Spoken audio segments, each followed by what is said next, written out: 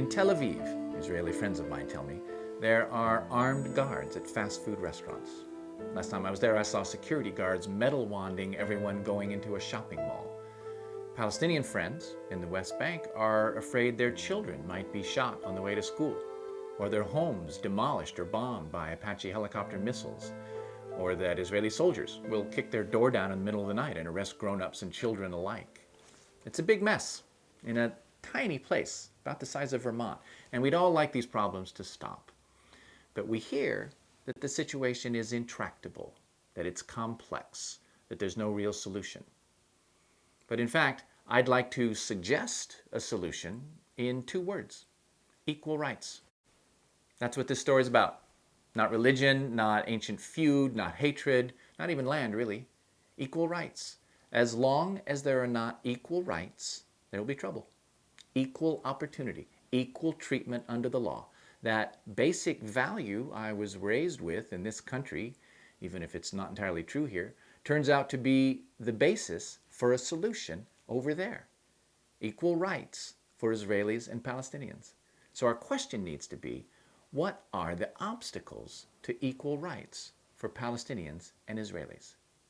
Now, why should I take an interest in this situation thousands of miles away? Because I'm a U.S. citizen. The U.S. government gives billions of dollars to the State of Israel every year, about 1/3 of our whole foreign aid budget to one of the richer countries in the world, plus unparalleled military support and political and diplomatic support. So whatever's going on over there, we're complicit. The U.S. and Israel have a very significant long-term strategic friendship. And so the information we get in this country tends to favor the Israeli point of view. In fact, some apologists for the State of Israel get so used to this special treatment that they get upset whenever any contrary information even manages to break through. So the question that most people here ask is, why have Palestinians resisted a Jewish state?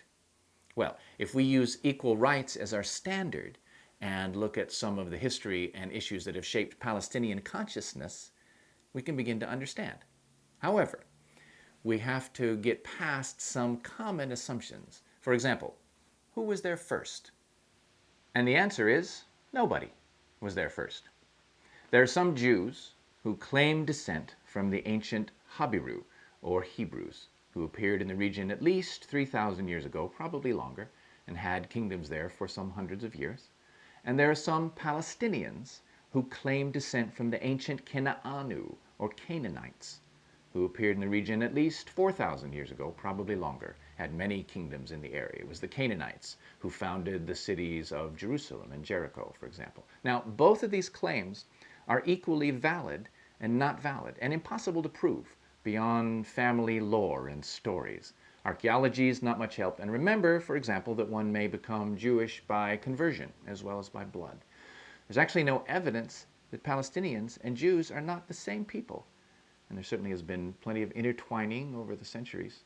So there are not precise answers to this. For all intents and purposes, we might as well say that Palestinians and Jews have lived there forever, for longer than we can count, both peoples with ancient and continuous presence. Not always as the dominant people, and by no means always at war with each other, no more or less in conflict than any peoples anywhere. The current conflict is not ancient, but started in the 1800s with the development of Zionism. By the 1800s, Jews in Europe had been subject to about 1,800 years of consistent, regular persecution. Pogroms, ethnic cleansing, apartheid, driven out of one country after another all over Europe. This would climax later, not only with the Holocaust, murder of 6 million Jews in Europe in World War II, but also the mass killings of Jews in Russia. But before that, in the 1800s, Jews in Europe looked around and saw that the world was being divided up into nation-states, mostly organized by the European powers. And some Jews in Eastern Europe decided that one reason Jews were so consistently persecuted was because they were always a landless minority in someone else's country with no power to back them up. So whenever things went badly in a host country, Jews were easy to scapegoat. Therefore, these Eastern European Jews decided that the only way for Jews to escape this consistent, regular persecution was to have a nation-state of their own flag, their own army, their own power. This was the Zionist movement. So whatever we think about Zionism now, we have to remember that Zionism began as a national liberation movement for European Jews. If we forget that, we won't understand the hold it still has on hearts and imaginations. And from their point of view, a very clever national liberation movement. Jews clear out of Europe, set up a state somewhere far away, and everybody wins. They looked at several possible places, but quickly settled on the Holy Land, what was then called Palestine, which, as far as they knew, was desert, only crossed by camel drivers on their way to someplace else. So they developed their famous Zionist slogan that Palestine was a land without a people for a people without a land. The problem was, of course, there were people there. The reason this region is fought over is because it's not mainly desert, it's fertile. So already in the 1800s, there were hundreds of thousands of Palestinian Muslims, Palestinian Christians, and Palestinian Jews. Small minority by that time, but still real. Most of those people, including many of the Palestinian Jews, didn't like the sound of this Zionist plan because it looked like another European colonial movement. And as Zionists in Europe became more aware that their chosen land was already populated, they were faced with the founding dilemma of Zionism. How can a Jewish majority democracy be established where Jews are only a small minority? And so, the language of Zionism early on became the language of displacement, of finding the ways to get rid of the indigenous majority population. So, how did a progressive, utopian, socialist national liberation movement become an ethnic cleansing movement? Well, for one thing, from the start, Zionism allied itself not with liberation, but with those colonial European powers. Zionists didn't say free Poland or equal rights for Jews in Europe. They didn't even say free Palestine and let us live there. What they did say was, let us leave Europe and be rulers in Palestine. There was already in the 1800s a Palestinian national liberation movement underway, working for independence from occupation by the crumbling Ottoman Turkish Empire. But Zionists did not ally themselves with the Palestinian national liberation movement. Instead, they saw that as the Ottoman Empire crumbled, Britain and France would become the new occupiers.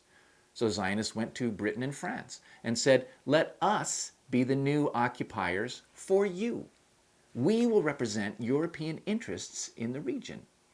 The founding document of Zionism, Der Judenstaat, the Jewish state, by Theodor Herzl, said that a Jewish state would be, and I quote, a rampart of Europe against Asia, an outpost of civilization as opposed to barbarism. From the start, Zionism presented itself as a new European occupying power. From early on, Zionism was not saying, let's go live in Palestine, but was saying, the only way we can escape our powerlessness in Europe is to go somewhere where we can have power over everyone else. Zionism was also fundamentally a European movement with European habits of thought, including the tendency to ignore and dehumanize non-Europeans, the ignoring of the needs or even the existence of indigenous non-European populations. Calling Palestine a land without a people was only the most overt demonstration of the racism and colonialism that were part of Zionism from the start. They used all the reasons and arguments that we know were applied to Native Americans on this continent. There weren't enough of them to matter. They weren't using the land properly. There were more of us. We needed it. They were savages. They were unworthy.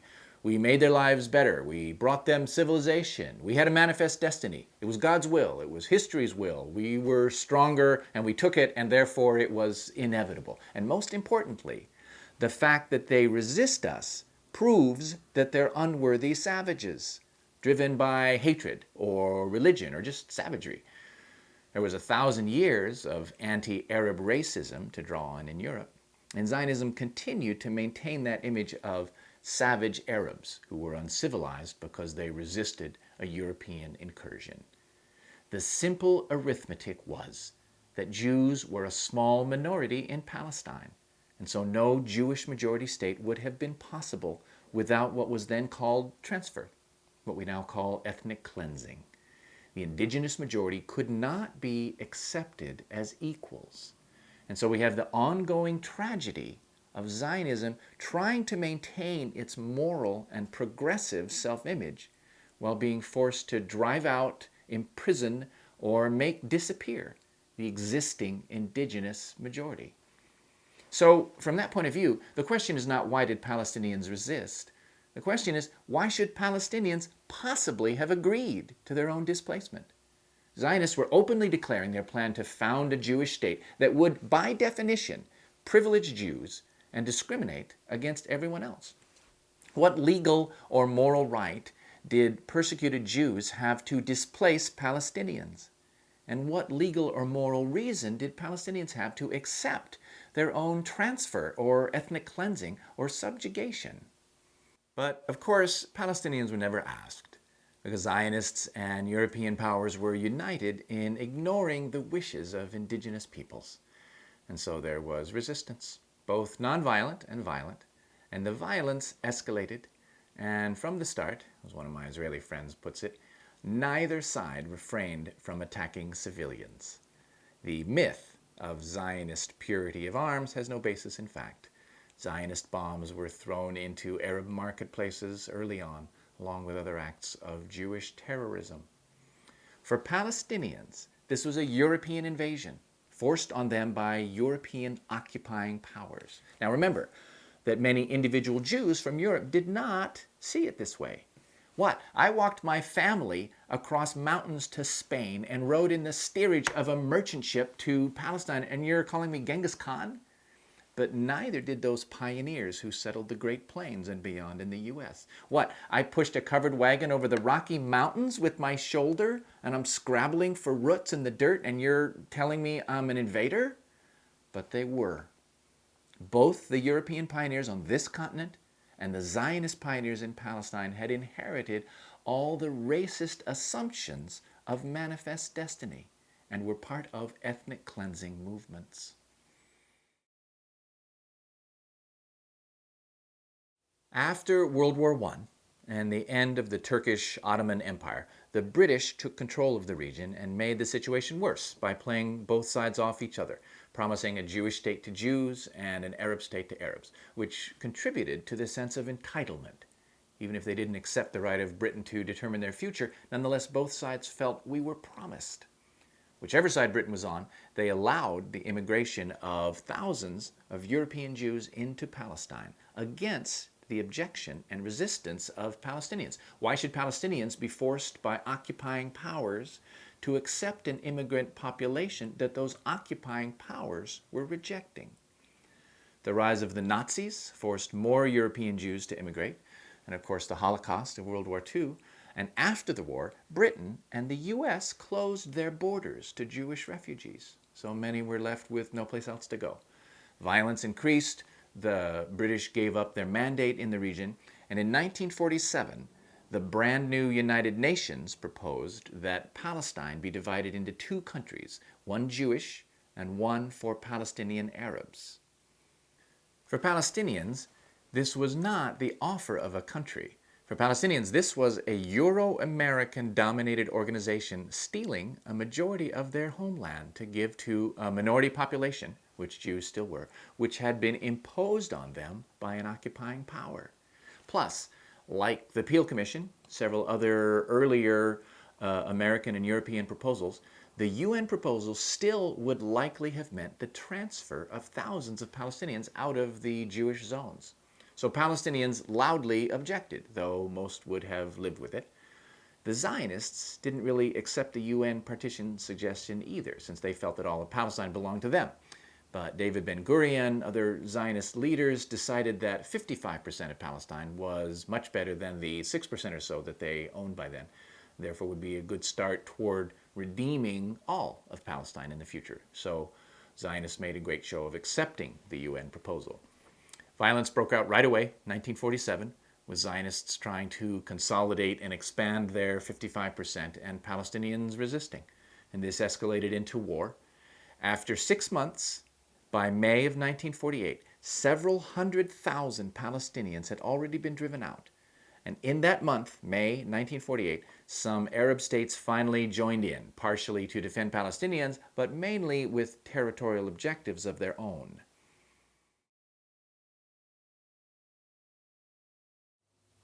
In that war, several things happened. The Zionists won, and the State of Israel was founded, Israel proper, Israel 48 as we call it, on 78% of historic Palestine, more than the UN partition plan had suggested for them. Jordan took control of the west bank of the Jordan River, and Egypt took control of the Gaza Strip. Palestine disappeared from the map of the world. In that war, some 500 Palestinian villages were destroyed, and about 800,000 Palestinians were driven out, 2/3 of the Palestinian population of the time, mostly by direct Zionist military action. Palestinians call this the Nakba, which means catastrophe.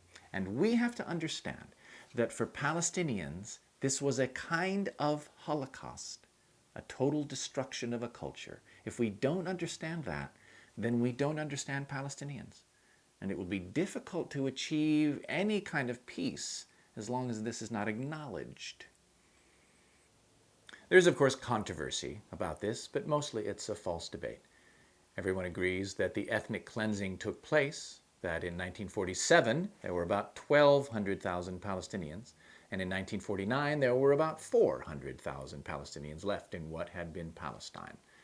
Furthermore, it's self-evident that there would have been no Jewish majority state without this ethnic cleansing, especially in that larger area that the Zionists had conquered. So who had motive? Who gained from it?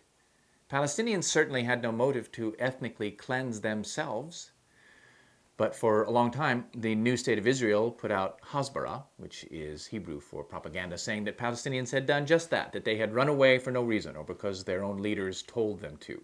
This has been thoroughly discredited, and by now even Israeli historians are admitting the truth, that those hundreds of thousands of Palestinians were driven out by a campaign of massacre, rape, terror, and physical expulsion. And even after the war was over, Zionist forces continued destroying Palestinian villages, made it impossible for refugees to return. Palestinian refugees were shot at for trying to come back and work their fields or feed their families. The fact is that the State of Israel was founded on ethnic cleansing. They're not alone in this. The United States is another example. Many Israelis accept that fact, as many do here. But for the most part, we've seen continued denial of that basic truth for fear that accepting that truth might have consequences. Now, even so, if that ethnic cleansing had ended then, we might fairly ask to put the past behind us and move on. But the ethnic cleansing did not end in 1948. 19 years later, 1967, another war, and Israel conquered the West Bank and the Gaza Strip, along with the Golan Heights and the Sinai Peninsula. Several 100,000 more Palestinians were driven out to become refugees. And in that war, several things happened that still impact us today. Immediately after that war, Israel annexed, or formally absorbed into Israel, the city of Jerusalem, which had been a divided city. It's illegal to do this, but they did it anyway. Israel did not, and has not, annexed the West Bank or the Gaza Strip. They have, however, kept military and administrative control of those regions, and so we call them occupied by Israel. The situation in Gaza has changed somewhat, but has also stayed the same, and we'll come back to that. But for over 40 years, this limbo state of what is legally supposed to be a temporary occupation has continued. And so today, the population numbers are like this, and these numbers matter, so try to follow. Inside Israel, about 5.5 million Israeli Jews, citizens of Israel, voting members of a modern democracy. Also inside Israel, about 1.2 million Israeli Palestinians, also citizens, voting in Israeli elections, but not equal citizens, subject to a wide variety of discriminations, making them second or third or fourth class at best. Outside Israel, several million Palestinian refugees, those driven out in 1948 and 1967, and their children and grandchildren.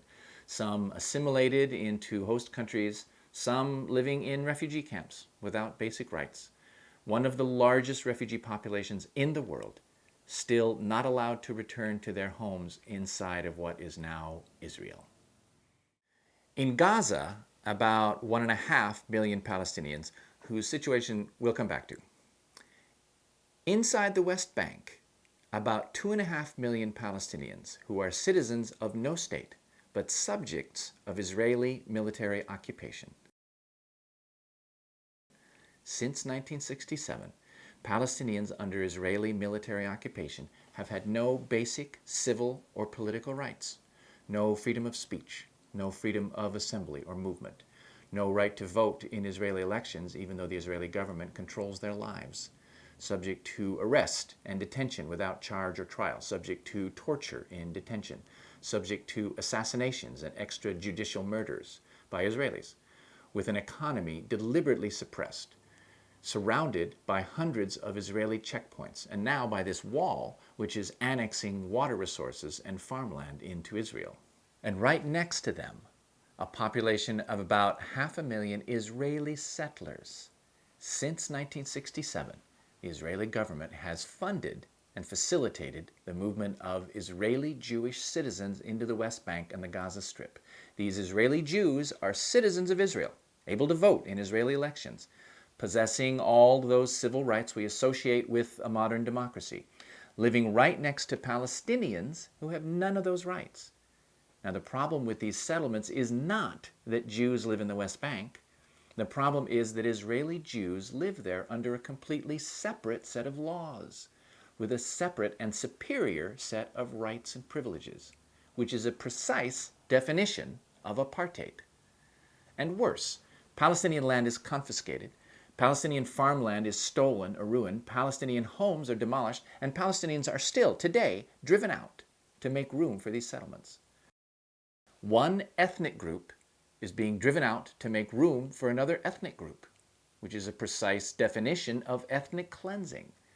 So these settlements are not just neighborhoods going up. They're not a minor issue. They're the most overt aspect of the ongoing pattern of genocide, of continuing to make Palestinians disappear. Through all peace negotiations, through all events up and down, Israeli settlements have continued to be built, have not stopped since 1967. Now, Israel could end this occupation tomorrow, either by withdrawing and giving Palestinians their freedom, or by annexing them into the state of Israel, as they did with Jerusalem. But Israel doesn't want to withdraw because they still want that land and those crucial West Bank water resources, so they won't let go of it. And if you've been following the population numbers, you'll see why they won't annex. Instead, Israel has continued trying to gain the land without the people, by maintaining this military dictatorship, by destroying Palestinian habitat, driving Palestinians out, by making life as unbearable as possible, gradual ethnic cleansing. And since, from the start, any resistance to the plan of Zionist conquest has been seen as criminal, many Israelis and Israeli apologists try to justify this imprisonment and apartheid, just as they did in South Africa. It's very difficult for them to justify the ongoing settlements and ethnic cleansing, but as the facts become more obvious, some Israelis and Israeli apologists are taking the stance that even ethnic cleansing is justifiable in self-defense, which is simply to say that they believe Israelis have the right of self-defense and Palestinians do not. So what we have in the occupied territories are both the apartheid, the imprisonment, and the ethnic cleansing that are necessary to maintain the Jewish state. What is by now not just a homeland, but an ethnic supremacist state that is being maintained by the subjugation and gradual genocide of another people. Apartheid is the opposite of equal rights. Ethnic cleansing is the opposite of equal rights. Ethnic supremacy is the opposite of equal rights. Now, some things have changed, but more has remained the same.